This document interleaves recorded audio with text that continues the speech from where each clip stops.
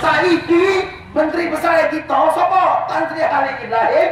Oh, anggar itu nyolong-nyolong, sorry. Orang kena.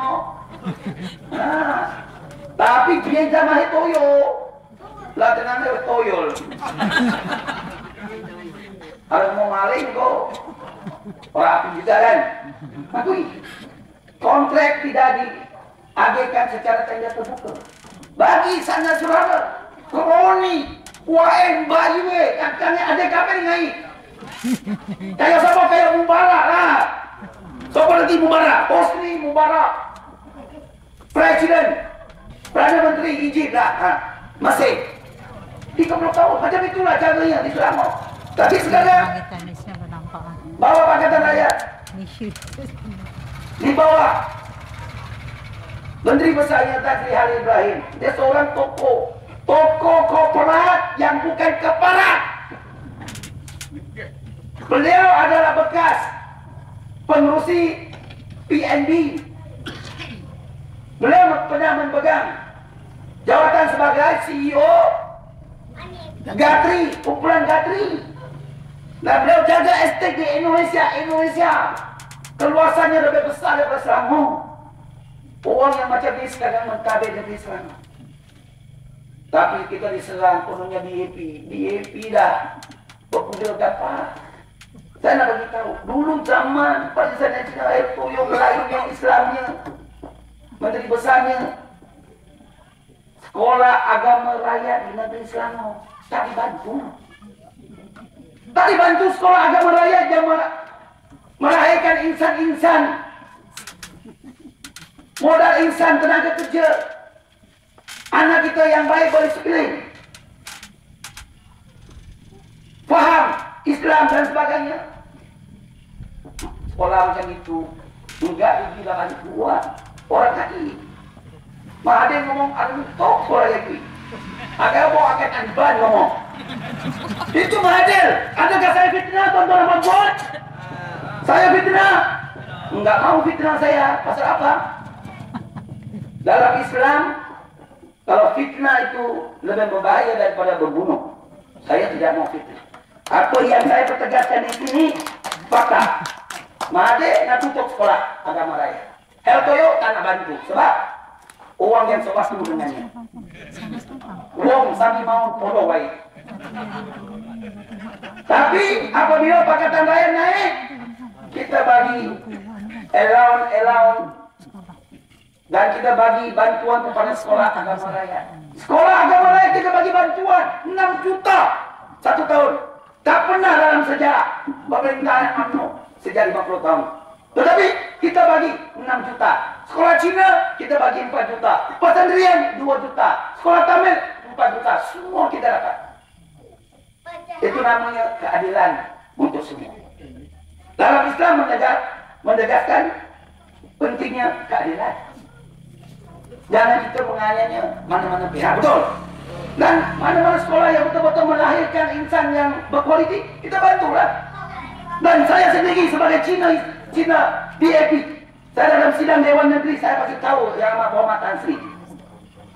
Amat berhormat Tan Sri, kalau tahun-tahun akan datang, pendapatan hasil cukai, tanah dan sebagainya kita, kutipan hasil cukai, bertambah berlipat ganda.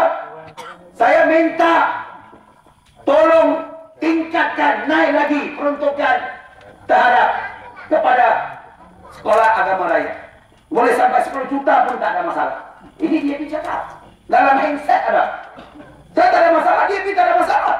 Dan dalam konteks sekolah guru-guru kafah, kelas agama Fardu guru-guru, ya, Fardu Ain, Al-Quran, Fardu Ain, ya. Apa? Saya bagi tahu. Zaman Heltoyo 500 sebulan helangnya. 500 1 bulan. Apabila kita naik, Pakatan Rakyat naik, kita terus naikkan daripada 500 naik 1.000. Mananya naik 500? Peningkatan 100%. Naik. DAP mana ada DAP? Bangkan tuh. Enggak. Teruskan, tak ada apa. Sebab apa? Memang kita dah bantu rakyat, ibu-ibu yang berjasa. Tak ada masalah.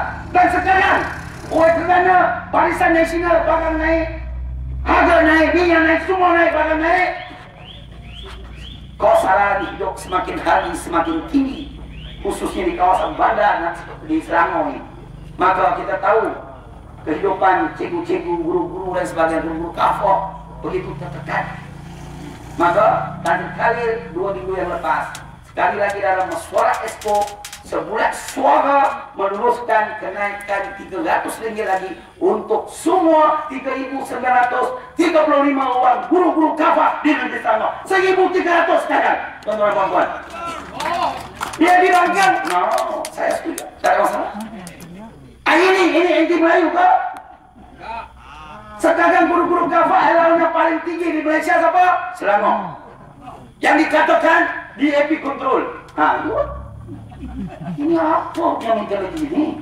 Saya bagi tahu orang kampung, orang peda, kawan-kawan batir-batir, Mbak Yu, kakang-kakang, wak-wak. Kita pikirkan, apa kalau makan di EP makan apa? Saya tak ada masalah. Tapi kita pikirkan, adakah itu betul pemahaman seperti itu, bawaan seperti itu? Dan mengatakan Pulau Pinang.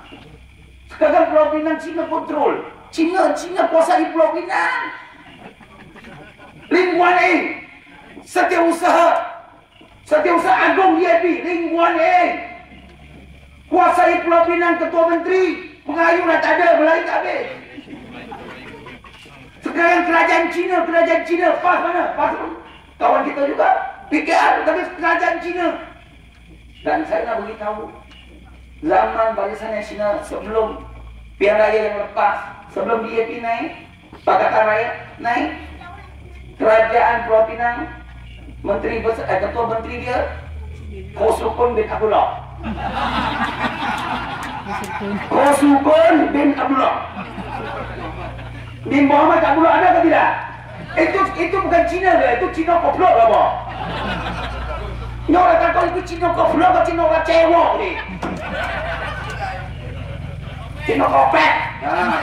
Ngomong ke Cina kopek. Nongesin cewek orang kopek. Seru tu. Saya pun heran. Kosukun pun Cina. Lingkuan Cina. Lulus sebelum Kosukun siapa? Lim Chong Yu. Lim Chong Yu tu bila bin Muhammad. Sebelum Lim Chong Yu siapa? Wong Poning. Dan Pulau Pinang, di Pulau Pinang sejarah sampai hari ini semua Cina. Tapi dalam utusan Malaysia, utusan Melayu, Pulau Pinang DAP kuasai. Susah lagi, habis lingkar bukan. Apalah. Sudah cukup lagi zaman apa ni?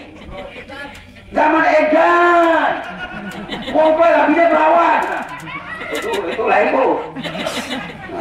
Buyu mbak Yu kita buyu. Kakak-kakak, itu zamannya zaman edan.